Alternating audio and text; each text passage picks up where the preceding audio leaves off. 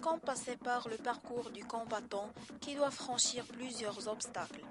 Même ceux les plus anodins au départ peuvent glisser, ramper, se blesser, se salir et même s'embourber pour enfin atteindre la fin du parcours et avoir droit au titre de combat. Donc, Zakaria Fahim, de formation expert comptable. Je dirige un groupe de sociétés qui gravite autour de l'audit, du conseil et depuis quelque temps dans les nouvelles technologies de l'information. Donc, mon parcours est un parcours, on va dire, classique, puisque j'ai ma vocation d'être expert comptable, et peut-être qu'on reviendra tout à l'heure sur le choix d'être entrepreneur.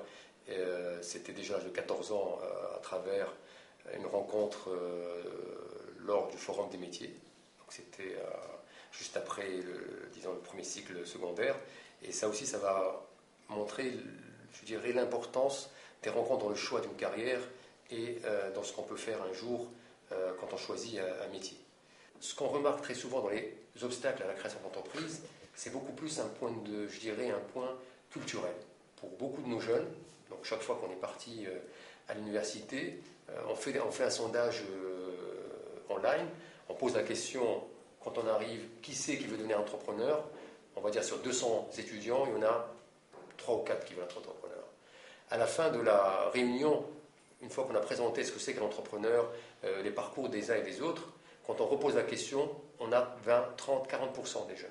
Donc on voit bien que très souvent, un des obstacles majeurs aujourd'hui à la création d'entreprise, c'est que nos jeunes ne sont pas préparés à cette culture entrepreneuriale et pensent très souvent que c'est une affaire d'élite, que c'est une affaire de riches, c'est une affaire d'héritage, mais ce n'est pas une vocation, comme être médecin, donc être entrepreneur. Donc c'est vrai que c'est un métier qui s'apprend, mais c'est aussi un métier à l'instar de beaucoup d'autres. Et très souvent, l'école ne valorise pas ce métier ou ne le comprend pas ou ne sait pas le vendre. Quand on demande à des enseignants qui viennent voir dans un cadre d'un accompagnement pour l'orientation de ses enfants, on vous dira il faut qu'il fasse ingénieur.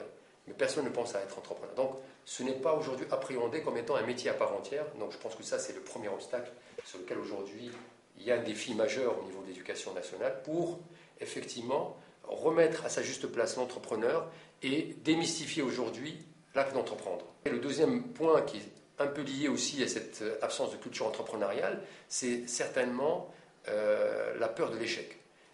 Beaucoup de nos jeunes considèrent l'échec comme étant un déshonneur, comme étant quelque chose qu'il faut éviter à tout prix et ne se jette pas à l'eau, car pour être entrepreneur, déjà dans le monde entier, dans les pays développés, où il y a un environnement fort, une justice qui fonctionne, des administrations, où il y a très peu de corruption, les jeunes, souvent, ont beaucoup de mal à réussir leur projet. Chez nous, il faut être un peu beaucoup fou, il faut avoir, un zeste de professionnalisme et un projet bien ficelé, puis il faut surtout choisir un projet qui soit en adéquation avec sa personnalité, avec qui nous sommes.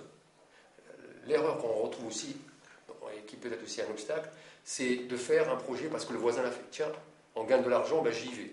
Puis finalement, on se rend compte que quand on entreprend dans un projet, contrairement à un financier, parce qu'un financier, il a un business plan, il y a des gens qui vont travailler, mais ils ne travaillent pas sur le projet. Donc il va avoir une équipe qui est montée. Mais moi, quand je monte mon projet, il faut que ce projet s'agrée à ma personnalité. Et donc on va voir des entrepreneurs heureux qui ne sont pas forcément les entrepreneurs les plus riches. Donc il ne faut pas être Bill Gates pour être un entrepreneur heureux, mais ce qui est important, c'est choisir un métier qui va vous permettre de vous exprimer.